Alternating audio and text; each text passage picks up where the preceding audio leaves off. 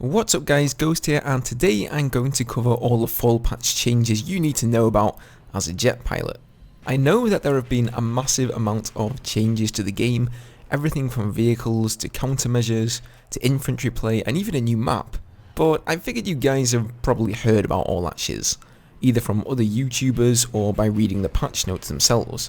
And if you haven't, well, I'll link you a rather lengthy PDF provided by DICE so you can read it to your heart's content. So no, rather than doing that, I'd like to discuss the jet meta, if you will, and what's changed. So let's get into it, starting with the AA missiles.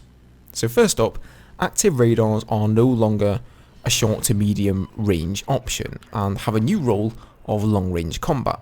The biggest problem I always had with arms was when they were used in tandem with the MAA cannons, causing you to take a mobility hit at close range and consequently making you a sitting duck. They'll now have worse tracking at low to medium ranges and the lowest damage of all AA missiles. They will still hit at longer ranges, but hey, at least you won't be anywhere near those devastating MAA cannons when it happens. Passive radar missiles are now the anti-jet missiles of choice. They've got good velocity and have had their damage increased to 195. Jets have 500 health, so one hit will chip off just under 40% of a jet's health pool. However, these aren't fire and forget missiles like heat seekers. You have to maintain the lock. Pre-firing is possible, so you can fire a missile off into the blue yonder, then lock the jet, having the missile redirect its trajectory to intersect the jet. Using this method, you can fool the jet pilot into thinking he has more time than he actually does until the missile hits. But of course, you still have to hold that lock on, so the MAA won't be able to use cannons whilst firing a passive radar, and you can also break the lock on by flying behind buildings or other obstacles. And finally, we have the heat seekers. They'll continue to be fire and forget, but now just like passive radars, they also do 195 damage. But they're very predictable and easy enough to counter.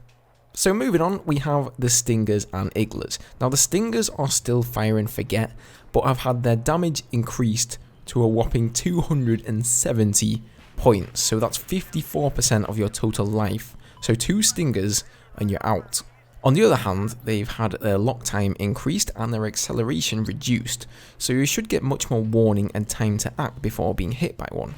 Igglers too have had their damage increased to 270 at the expense of acceleration rate and lock time. Although slightly faster than a Stinger, you still have to hold that lock to secure a hit. So those are all the missile changes, and it seems DICE are leaning a bit more towards the risk-reward way of doing things like in Battlefield 3. On the whole, air vehicles should get much more prior warning from incoming projectiles, but fail to nullify one and you'll pay the price. So what new ways then do we have to nullify these high damage AA missiles, I hear you ask? Well, firstly, flares and ECM have had their cooldowns reduced by 5 seconds, and flares should now last a tad bit longer. So instead of a Stinger user firing off a missile and then again a split second after you flare off, they should have to wait an extra second or two. And miraculously, ECM actually appears to be working now for the first time, or at least more than it was before. Fire Extinguisher has had its cooldown reduced from 25 seconds all the way down to 8 seconds, which should make it a bit more of a lucrative option, especially now since mobility hits won't send you sporadically spinning into the ground.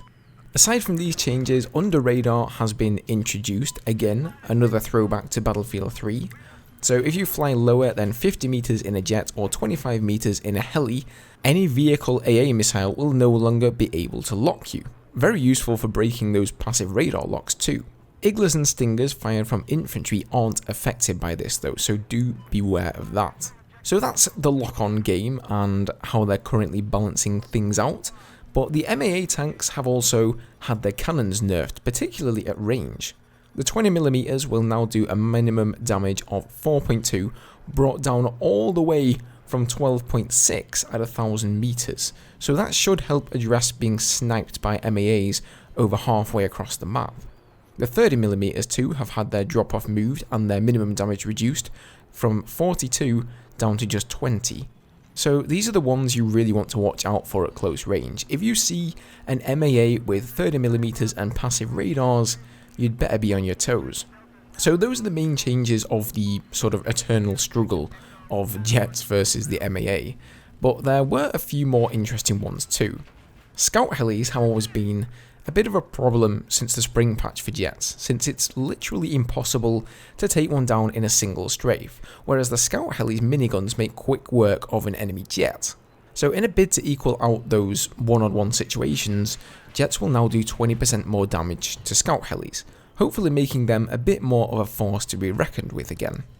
Hydra rockets have finally been given a new reticle, like the one we used to have in Battlefield 3. I've no idea why they even changed it for Battlefield 4, or why it's taken so long to implement this. I'm just glad it's here.